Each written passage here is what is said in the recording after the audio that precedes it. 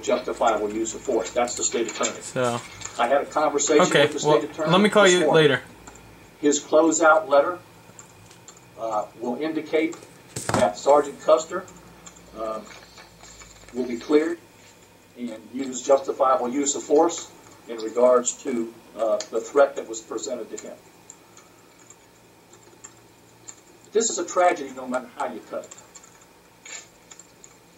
If the circumstances would have been where Mr. Adams had gotten out of that vehicle, approached the deputy and said, you know what, this is my parents' property, I live here, and we don't really like you back into our parking lot, the deputy would have said, fine, left, and we wouldn't be sitting here today. Totally different conversation. We do these surveillances all the time in different areas. And sometimes, you know, people have an issue with where we're at. Then we leave. But we have a legitimate right to do these surveillance. It's in the line of duty. And the bottom line is, if people have problems, they need to comply and then complain. It's just that simple.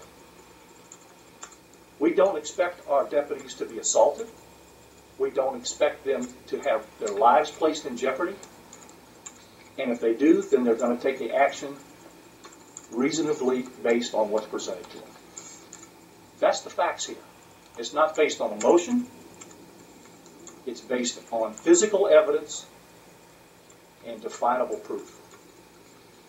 So, having said that, I'll try to answer some questions for you. What did Custer say led up to Seth lunging for his neck? What happened? According to Custer, now this I'm going from my best memory because I don't have the report. He was actually taken by surprise that Seth Adams lunged at him as fast as he did. But why would he lunge at him? Well, he doesn't know that. There was nothing. He just got out of the car and lunged at him? It was a very nasty verbal confrontation on Seth Adams' part from the very beginning. And I'm not going to go use the words here, but it just was bad from the very outset with Seth Adams' demeanor towards the deputy from the very beginning. What did Seth tell him? Did he tell him to leave? Did he say... Well, I couldn't tell you the exact words right now, but it's very vile, very, very belligerent words. But did he tell him very to leave? Nasty. Did he tell him to leave? Like who in the, you know what are you? You don't have any right here. And it just, things escalated within a matter of seconds. So as he's moving towards him, that's when the violence. But if he's saying you don't have a right to be here, wouldn't it be the protocol to back off and say this is getting out of hand and you need to get out of here? No. It's not. No. It's to stand your ground. It's happening too fast. All right? You're going to have some type of conversation. First of all, he doesn't know who this individual is. He hasn't identified himself as, I live here, I have a right to be here, I'm the owner. Right? We have no idea who this person is. But if the language is vile and it's becoming aggressive, wouldn't it be protocol to back off before it escalated? No, we don't have any duty to back up when we're in the course of our duty. A backup call? Well, he did call for assistance. He says, I need some more units over here. So he knew something wasn't going right to start with. So he called for backup before this confrontation? Yes. Well, not before, during. He said, send me some units over here. At what point we don't have, wait a minute, let's stop for a minute. We do not have to retreat when we're in the performance of our duty just because somebody says, get out of here. If we did that, then anybody on the street could just say, quit doing what you're doing. He's in the lawful performance of his duty. To be where he's at, doing what he's doing. So he did tell Miller to leave? I can't tell you the exact words, but it's basically to the words, you know, get the F out of here. And at that point, did Custer call for backup? Again, I can't tell you the exact sequence of seconds and events because I don't have it in front of me. Your person words. All right? Next question. Was the surveillance that was going on in the area directly related to that particular property or anyone that may have lived in that property, including Seth Adams? No.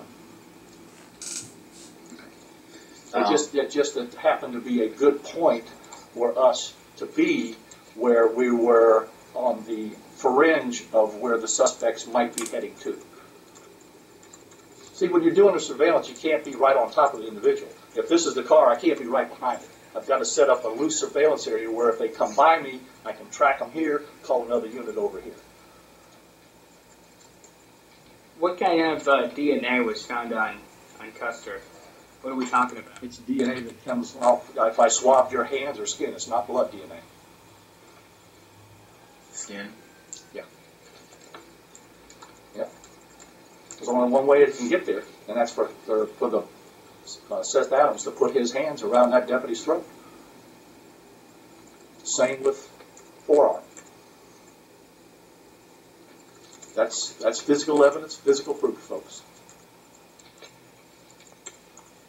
Have you talked to Custer today? Pardon me? Have you spoken with Custer today? Yes, we let him know that this was going to happen. We also called the attorney for the family and told him that we were going to release some information today.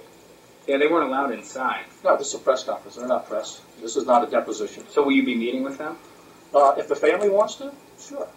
But they haven't been forthcoming in that. They've dealt through like 3 different attorneys.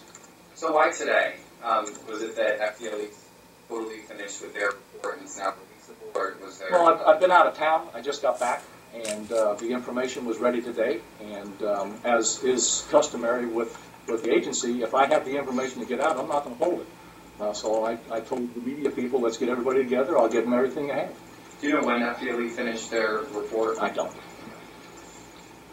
You got a question, ma'am? You said Seth never identified himself, right? That he lived there or anything? No, not that Custer said. Can you talk about Custer's future? Is he back on the streets already, or when will he be? He's back to duty.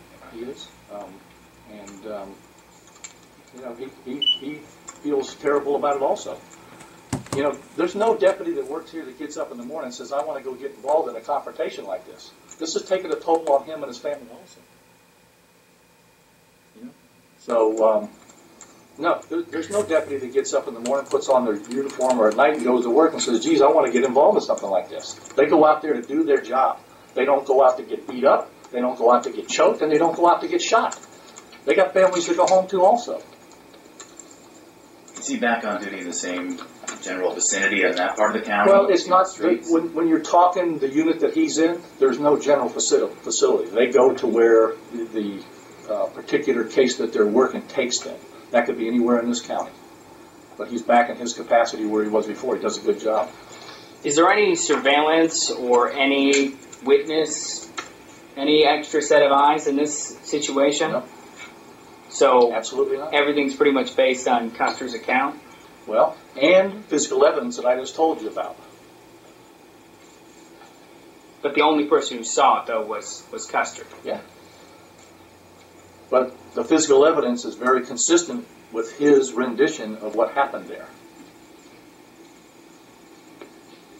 FDLE confirms that, and the state attorney's office also confirms that.